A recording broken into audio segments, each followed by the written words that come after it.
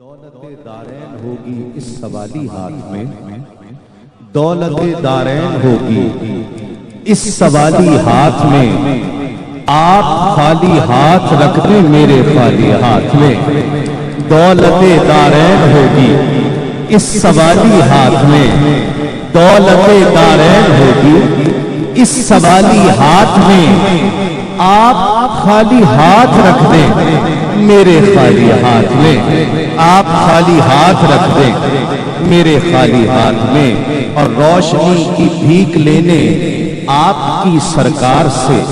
روشنی کی بھیک لینے آپ کی سرکار سے، صبح بیٹھی ہے لیے سورج کی تھالی ہاتھ میں، صبح بیٹھی ہے لیے سورج کی تھالی، صبح بیٹھی ہے لیے سورج کی تھالی ہاتھ میں۔ اور یہ شعر قابل توجہ ہے، آقا علیہ السلام کے دست مبارک اور اس معجزے کا ذکر کرتے ہوئے توجہ چاہوں گا کہ چاند دو ٹکڑے ہوا، سورج پلٹ کر آ گیا،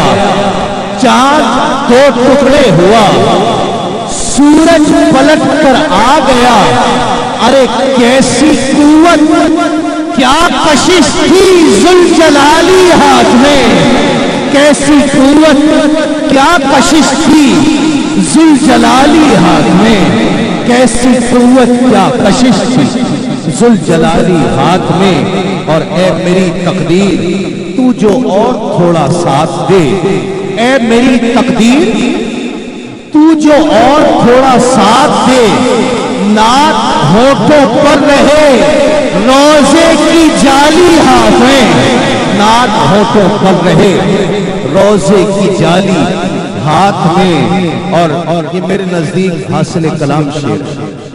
میرے نزدیک یوسف بھائی، شہباز بھائی، یہ میرے نزدیک حاصل کلام ہے روفی صاحب، اور کاش یہ ہم سب کے لیے سرکار قبول فرما لیں کہ وہ تو کہیے لاج رکھ لی نسبت سرکار نے، وہ تو کہیے لاج رکھ لی نسبت سرکار نے، گنت صاحب وہ تو کہیے لاج رکھ لی نسبت سرکار نے،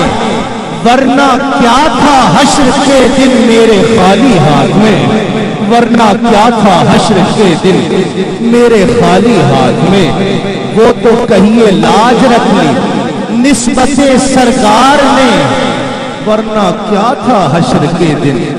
میرے خالی ہاتھ میں۔ اور یہ ذرا ادبی سا شعر ہے، یوسف بھائی توجہ چاہوں گا، یہ جو ہاتھوں کی لکیریں ہیں نا، اس میں انسان کی زندگی چھپی ہوئی ہے کہتے ہیں، اور یہ اس کو جاننا علم ہے، لیکن جاننے کی کوشش کرنا اسے گناہ کہا گیا، اس میں علم ہے، بہرحال اس میں علم زندگی کا چھپا ہوا ہے۔ تو شاعر نے ان لکیروں، ہاتھ کی لکیروں کو تشبیہ دیتے ہوئے کہا ہے کہ ان کے در پر بن گئیں سب خلد کی راہداریاں،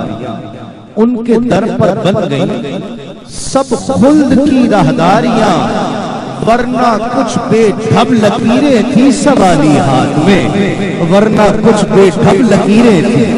سوالی ہاتھ میں، ان کے در پر بن گئیں، ان کے در پر بن گئیں سب خلد کی راہداریاں، ورنہ کچھ بے ڈھب لکیریں تھی سوالی ہاتھ میں۔ اور یہ مہکتی مقطع، یہ مہکتی نعت کا کاغذ نہیں ہے اے سروش، یہ مہکتی نعت کا کاغذ نہیں ہے اے سروش، آ گئی ہے خلد کے پھولوں کی ڈالی ہاتھ میں، آپ خالی ہاتھ رکھ دیں میرے خالی ہاتھ میں، دولت دارین ہوگی اس سوالی ہاتھ میں،